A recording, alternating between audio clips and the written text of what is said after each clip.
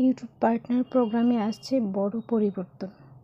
2027 সালের 1 ফেব্রুয়ারি থেকে মনিটাইজেশনের শর্তাবলীতে নতুন কিছু নিয়ম যুক্ত হচ্ছে। চলুন জেনে নিই নতুন আপডেটগুলো। 1000 সাবস্ক্রাইবার একই থাকছে, তবে এড রেভিনিউ পাওয়ার জন্য এখন 4000 ঘন্টার বদলে 8000 ওয়াচ আওয়ার গত 12 মাসে বা 10 মিলিয়নের বদলে 20 মিলিয়ন শর্টস ভিউ গত 90 দিনে লাগবে।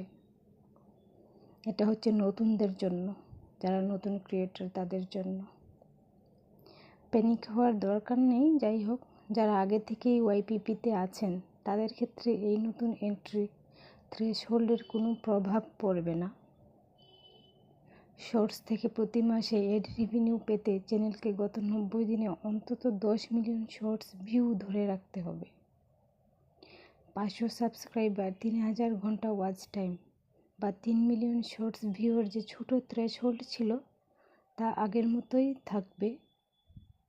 সব পুরনো ও নতুন ক্রিয়েটরদের 2027 সালের 31 জানুয়ারির মধ্যে ইউটিউব স্টুডিওতে গিয়ে নতুন এই টার্মসগুলো অ্যাকসেপ্ট করতে হবে।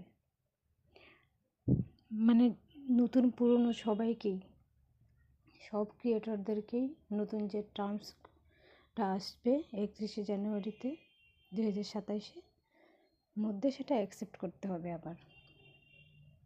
আর নতুন ক্রিয়েটরদের জন্য চ্যানেল মনিটাইজ করা একটু কঠিন হলেও ইউটিউব শপিং ও ব্র্যান্ড ডিলসের মাধ্যমে আয় বাড়াতে নতুন কিছু ইনসেন্টিভ প্রোগ্রাম যুক্ত করছে।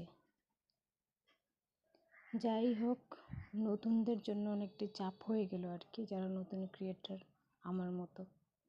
কারণ 4000 ওয়াচ টাইম করাটাই অনেক টাফ ছিল, এখন তো 8000 হয়ে গেছে। তো এখনও হাতে 3-4 মাস সময় আছে, এর মধ্যে যদি হয়ে গেল তো ভালো, না হলে কিছু করার নাই।